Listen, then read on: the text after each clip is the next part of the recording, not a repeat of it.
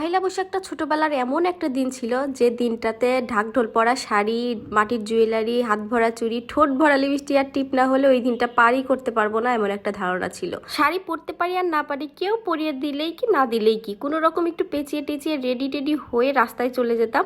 সারা দিন ঘোরাঘুরি করতাম ওই রোদ্রের মধ্যে। ওই সময়টাতে ভাবতাম, ইস দিনটা যদি আরেকটু বড় হতো, অনেক ঘোরাঘুরি করতে পারতাম।